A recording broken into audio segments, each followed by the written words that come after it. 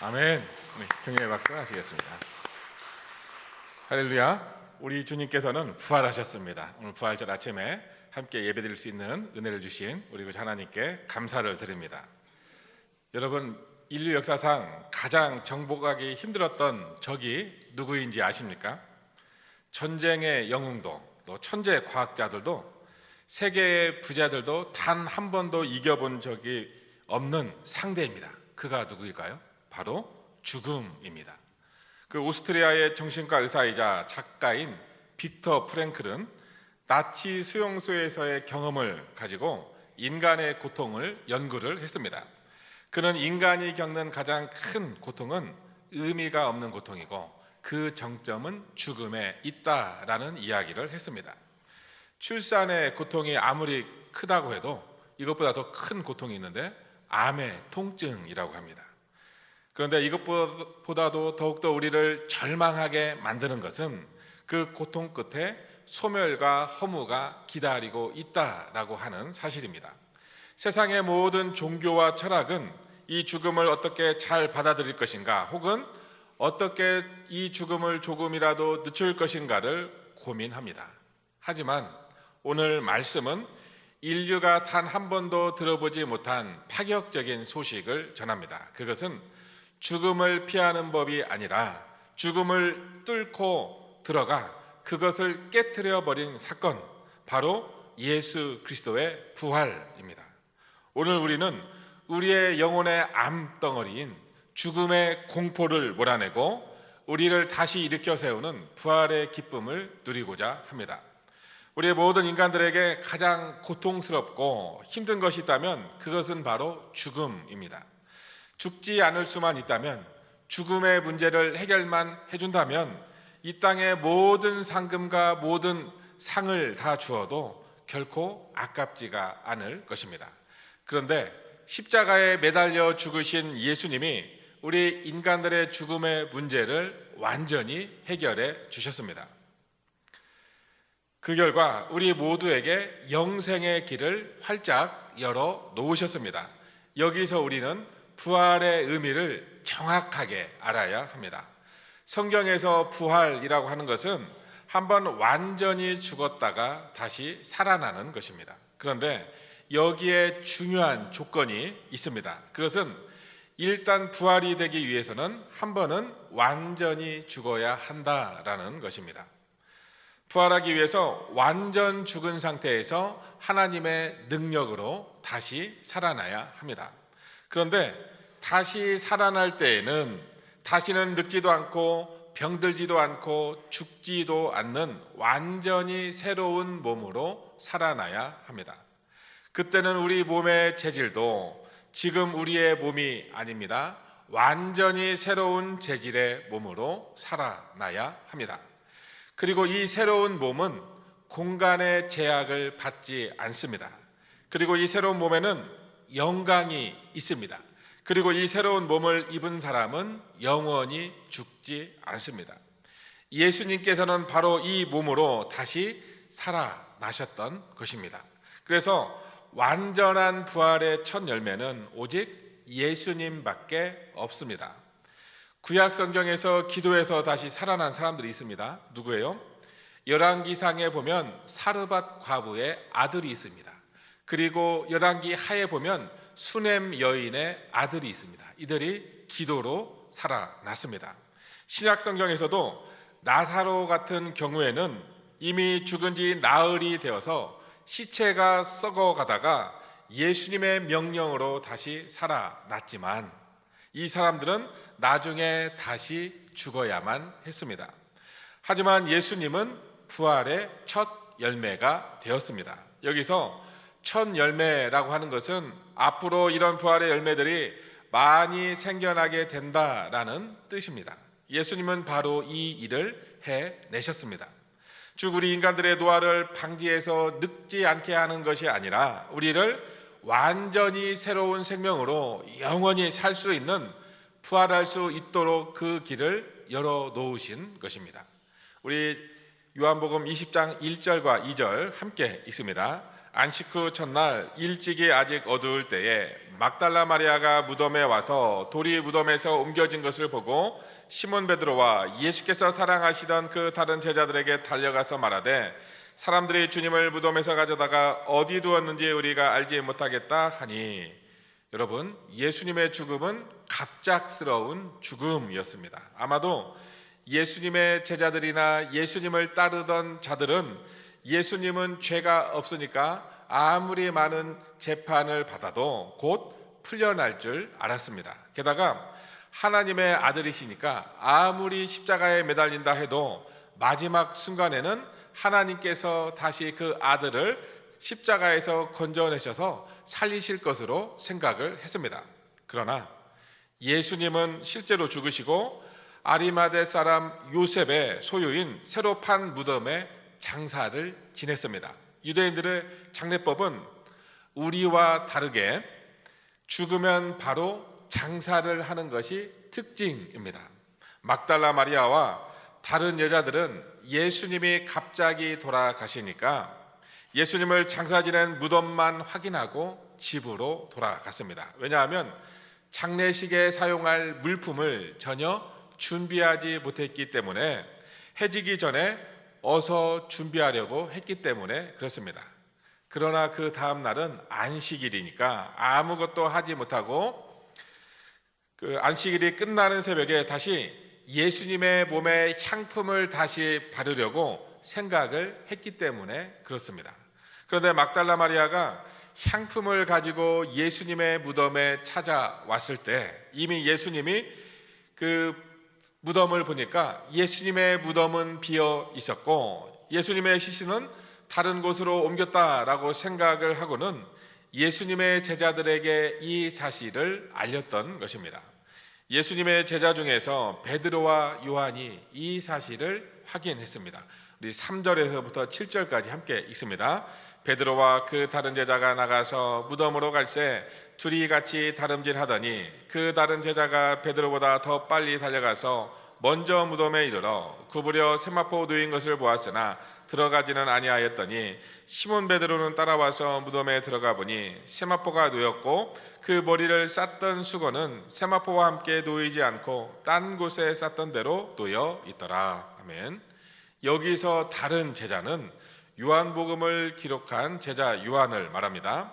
베드로와 요한은 무덤으로 달려왔습니다. 그런데 요한은 젊기 때문에 무덤 안에 들어가지 않고 밖에서 안을 보는데, 베드로는 나중에 달려왔지만 무덤 안에 들어가서 그 무덤 안을 살펴보았습니다.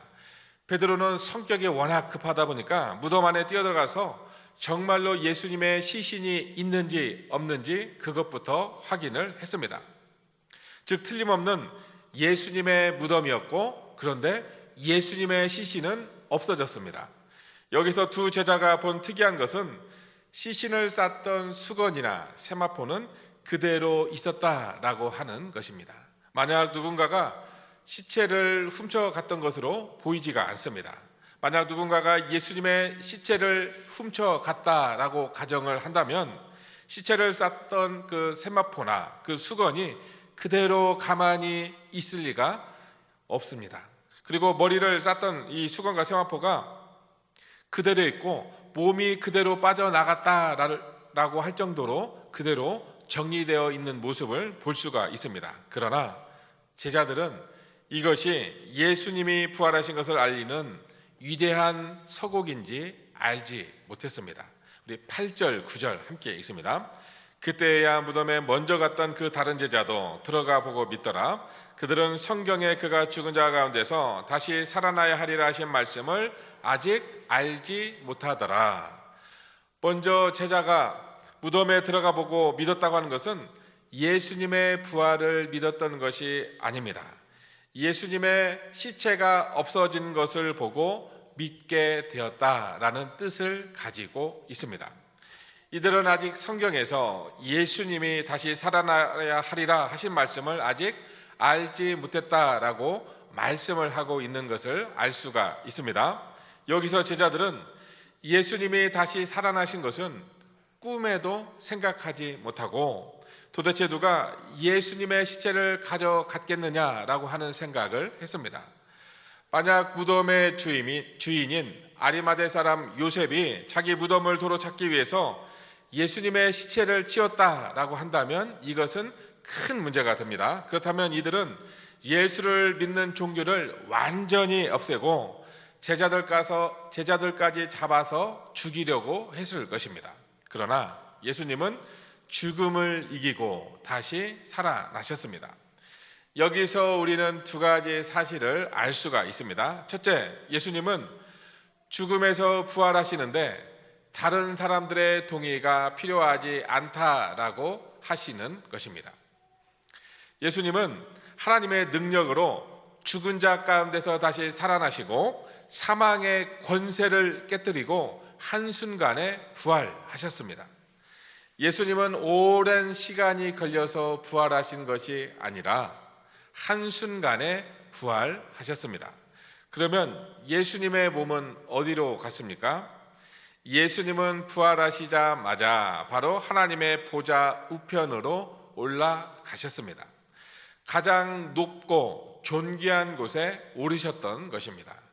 예수님의 무덤이 비어 있다라는 것을 확인한 베드로와 요한은 집으로 돌아가 버렸습니다. 우리 10절 읽죠. 이에 두 제자가 자기들의 집으로 돌아가니라. 막달라 마리아가 예수님의 시체가 없어진 것을 보고 두 제자에게 알린 것은 아무래도 자기는 여자이고 제자들은 남자들이니까 예수님의 시체를 찾아달라는 의미였습니다. 그러나 두 제자는 예수님의 그 시체가 없어진 것만 확인하고 집으로 돌아갔습니다. 왜 이 두 제자는 예수님의 시체가 없어졌음에도 불구하고 사람들에게 물어보지 않고 집으로 돌아가 버렸습니까? 분명히 대제사장이나 그 종들이 두려웠기 때문에 그렇습니다. 베드로와 요한은 붙잡히는 것이 무서워서 더 이상 예수님의 시체를 찾을 수가 없었습니다. 베드로와 요한은 살아있는 예수님도 지켜드리지 못했습니다.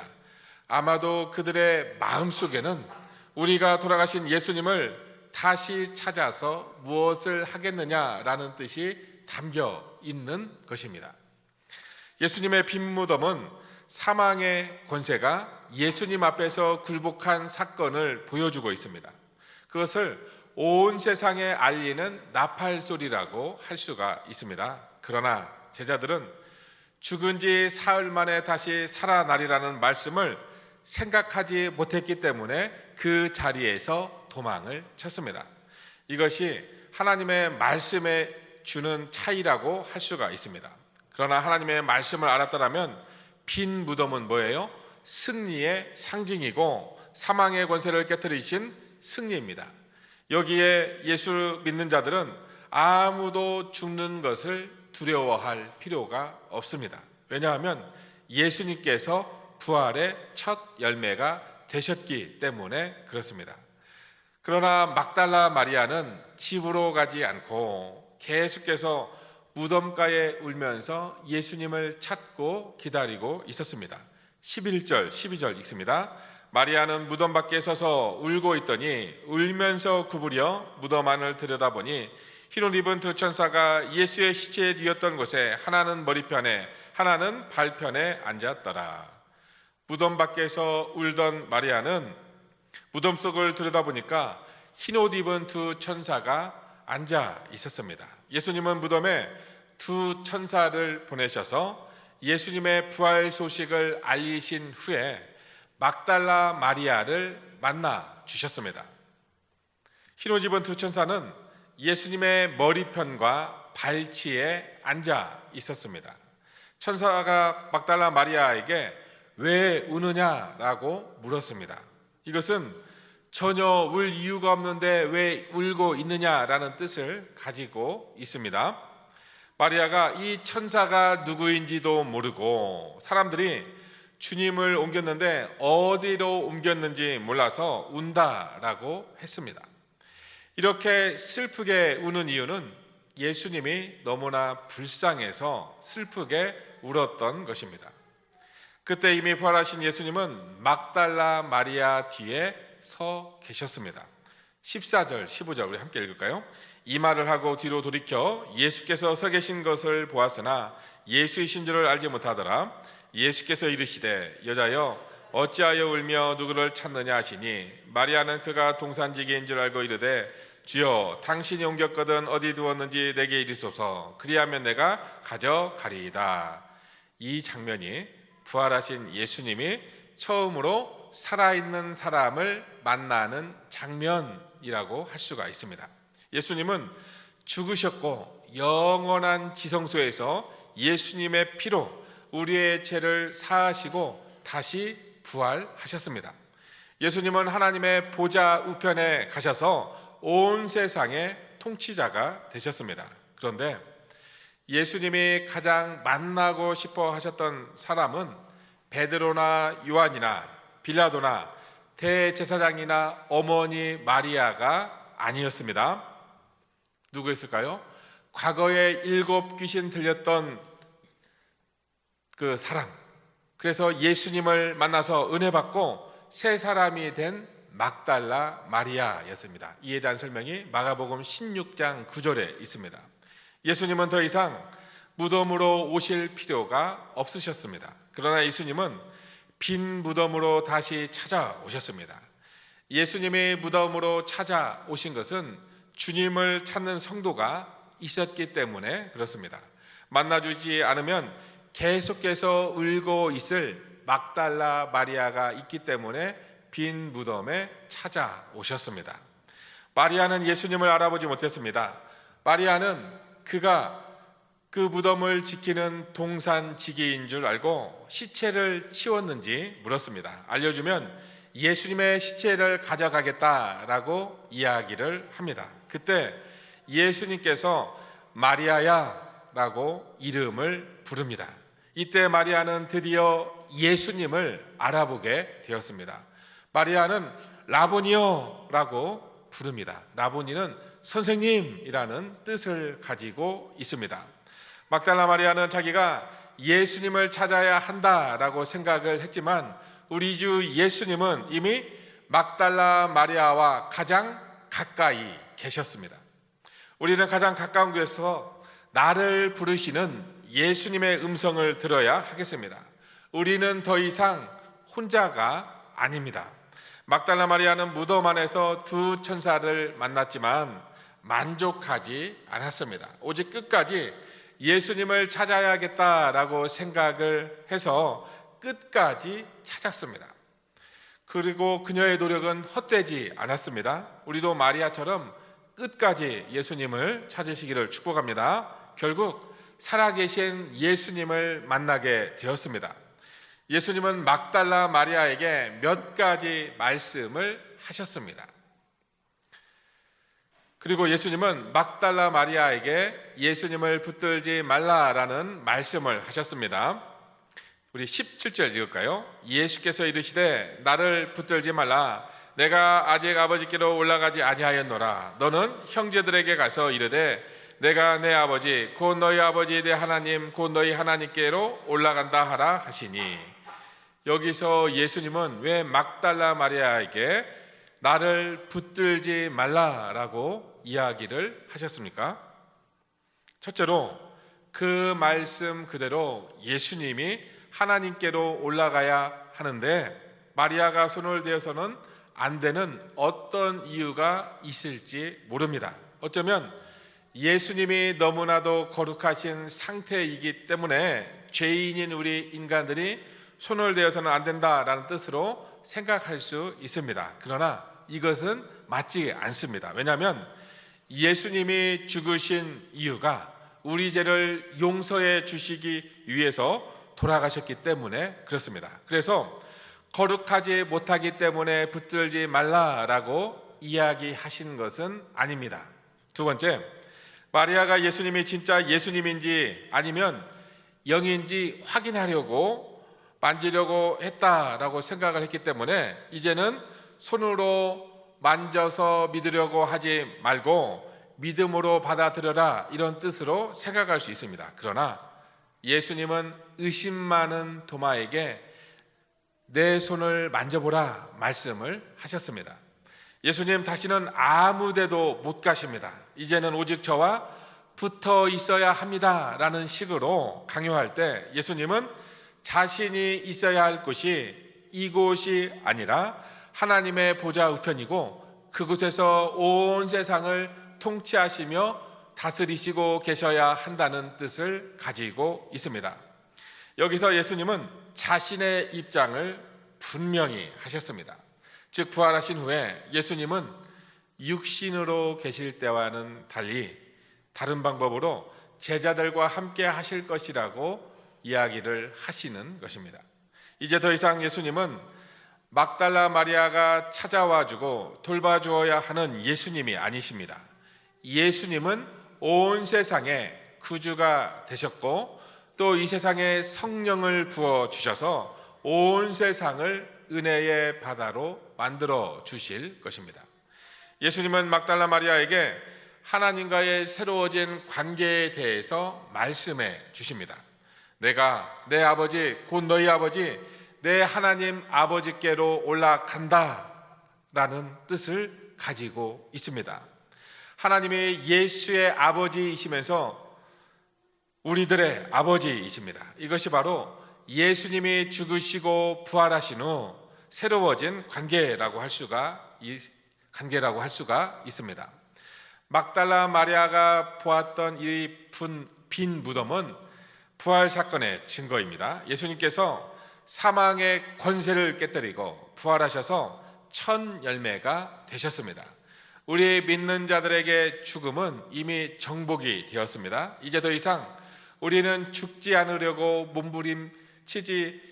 몸부림칠 필요가 없습니다. 우리의 삶은 예수님을 통해서 영원과 이어지게 되는 것입니다. 지금은 우리가 옛날의 육체를 입고 살고 있습니다. 그러나 우리에게 죽음이 찾아오는데 이것이 육신을 벗기는 것입니다. 우리는 주님을 더 가까이서 보고 더 충만한 영광 가운데서 하나님을 예배할 것입니다. 하나님의 구원 역사가 완성이 되면 우리 모두가 다 새 옷을 입게 됩니다. 그때 우리는 예수님과 똑같은 몸으로 부활하게 됩니다.